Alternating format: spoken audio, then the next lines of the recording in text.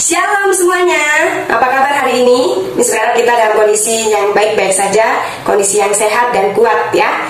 Walaupun mungkin saat ini ada di antara kita yang sedang dalam kondisi yang kurang baik-baik saja, tapi kita harus ingat bahwa kita punya Tuhan yang berdaulat, kita punya Tuhan yang perkasa, kita punya Tuhan yang kasih setianya tidak pernah berkesudahan. Nah, mari kita awali perenungan kita pada saat ini dengan berdoa. Mari kita bersatu di dalam doa. Bapa yang kami sembah, di dalam nama Tuhan Yesus Kristus, kami bersyukur ya Tuhan, karena pada saat ini Engkau masih memberikan kami kesempatan untuk boleh mendengarkan dan merenungkan firman-Mu. Tolong kami ya Tuhan untuk boleh mengerti apa yang menjadi kehendak-Mu di dalam kehidupan kami. Terima kasih Bapa, di dalam nama Tuhan Yesus Kristus kami berdoa dan bersyukur. Amin. Nah, pembacaan kita hari ini terambil dari Efesus. Nah, Efesus ya, di Perjanjian Baru. Efesus pasalnya yang pertama. Kita akan membaca dari ayat 3 sampai 14. Mis akan bacakan buat kita semua. Kiranya anak-anakku yang terkasih dapat mengikuti ya, membaca di dalam hati. Kekayaan orang-orang yang terpilih. Terpujilah Allah dan Bapa Tuhan kita Yesus Kristus, yang dalam Kristus telah mengaruniakan kepada kita segala berkat rohani di dalam surga. Sebab di dalam Dia Allah telah memilih kita sebelum dunia dijadikan, supaya kita kudus dan tak bercacat di hadapannya. Dalam kasih Ia telah menentukan kita dari semula oleh Yesus Kristus untuk menjadi anak-anaknya, sesuai dengan kerelaan kehendak-Nya, supaya terpujilah kasih karunia-Nya yang mulia, yang dikarunikannya kepada kita dalam Dia yang dikasihinya. Sebab di dalam Dia dan oleh darahnya kita beroleh penebusan, yaitu pengampunan dosa, menurut kekayaan kasih karunia yang dilimpahkannya kepada kita dalam segala hikmat dan pengertian. Sebab Ia telah menyatakan rahasia kehendak-Nya kepada kita, sesuai dengan rencana kerelaannya, yaitu rencana kerelaan yang dari semula telah ditetapkannya di dalam Kristus sebagai persiapan kegenapan waktu untuk mempersatukan di dalam Kristus sebagai kepala segala sesuatu, baik yang di surga maupun yang di bumi. Aku katakan di dalam Kristus, karena di dalam Dialah kami mendapatkan bagian yang dijanjikan.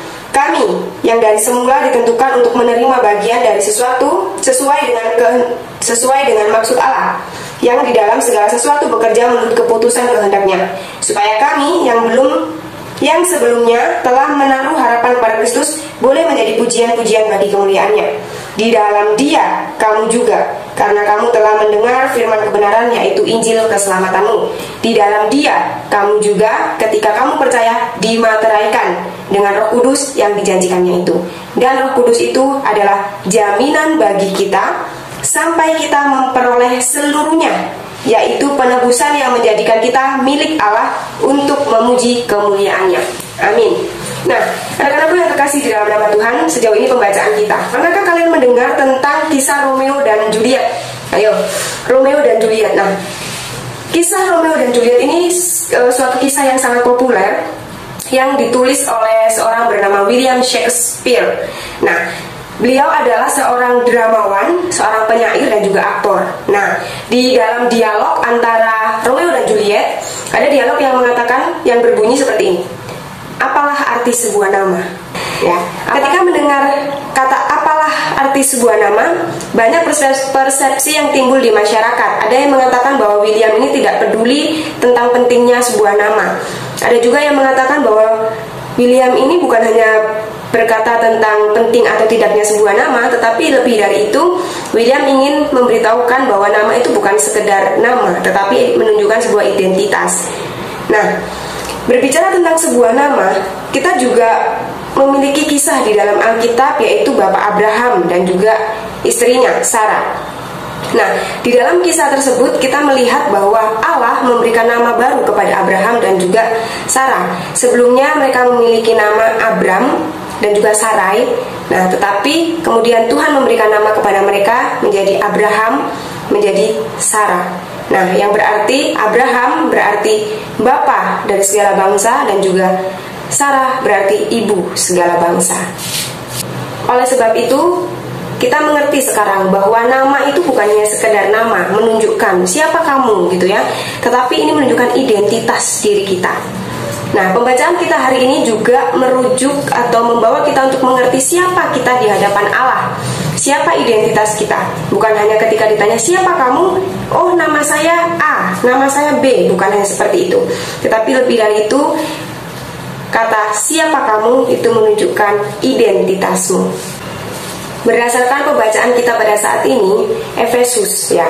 Efesus ini merupakan kitab atau surat yang ditulis oleh Paulus kepada jemaat di Efesus. Nah, Paulus ingin menyampaikan kepada jemaat Efesus bahwa orang-orang yang percaya itu telah dipilih oleh Kristus sebelum dunia ini dijadikan.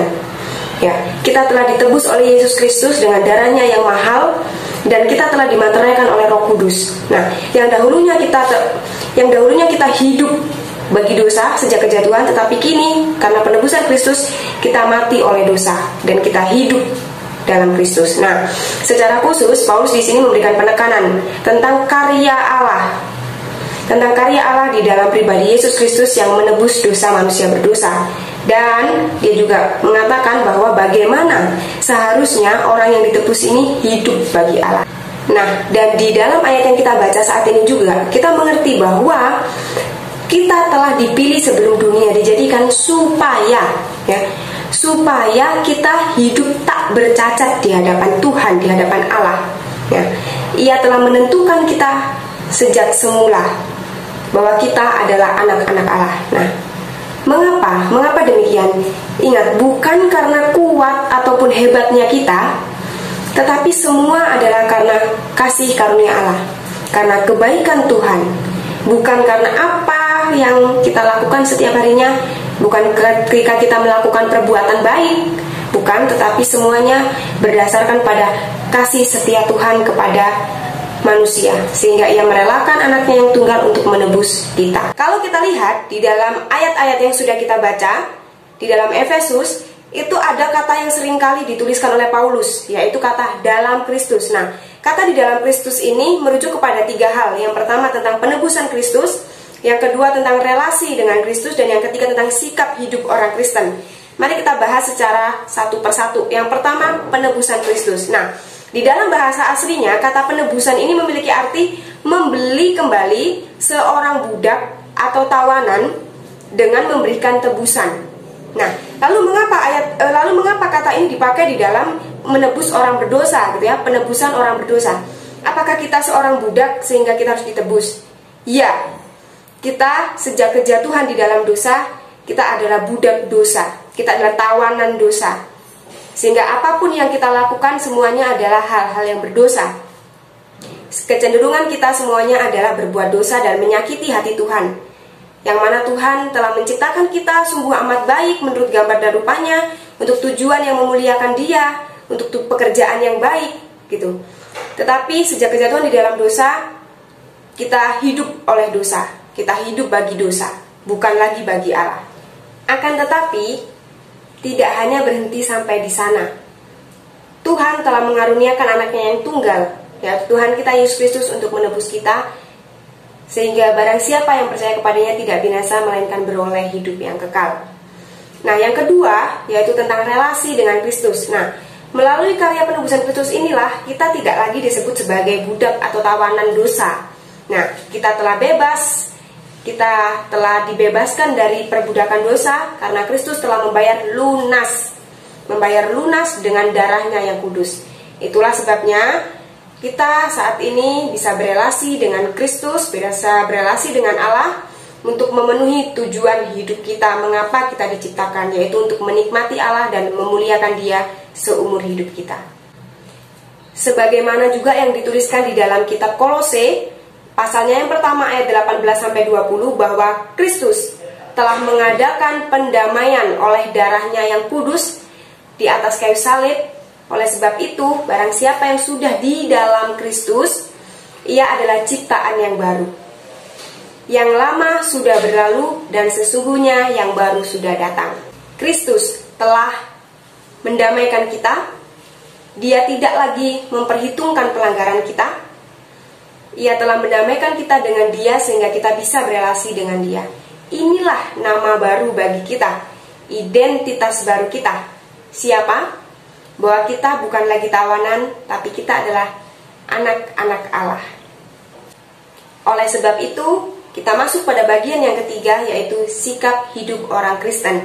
Sebagaimana kita sudah disebut sebagai anak-anak Allah, kita punya identitas baru, kita punya nama baru bahwa kita adalah anak-anak Allah.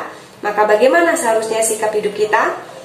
Yang pertama, hidup bagi kemuliaan Allah. Apapun yang kita perbuat, perbuatlah dengan segenap hati, firman Tuhan. Bukan bersungut-sungut ataupun menggerutu atau mengomel ya, tetapi dengan segenap hati seperti kita melakukan untuk Tuhan dan bukan untuk manusia.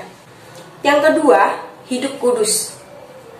Tuhan telah menebus kita, telah mendamaikan kita, sehingga kita bisa berelasi dengan Dia, sehingga kita bisa hidup tidak bercacat di hadapannya. Sebagaimana tertulis dalam Efesus 1 ayatnya yang keempat. Kudus, kemudian di dalam 1 Petrus 1 ayat 16 disebutkan bahwa kuduslah kamu sebab aku kudus. Maka tidak ada lagi alasan bagi kita, bagi saya dan bagi kalian semua untuk mengatakan, aku kan manusia berdosa, makanya aku masih melakukan dosa. Tidak ada lagi excuse buat dosa, karena kita telah ditebus dengan darah yang mahal. Penebusan Kristus telah mematahkan kuasa dosa, sehingga kita orang percaya dimampukan oleh Roh Kudus untuk hidup kudus. Nah, jadi sebagaimana kita adalah anak-anak Allah, maka kita harus terus belajar untuk bergantung sepenuhnya kepada Roh Kudus, kepada Tuhan kita, untuk hidup kudus. Oleh sebab itulah, karena kita telah memiliki nama baru, marilah kita bersama-sama belajar untuk menghidupinya.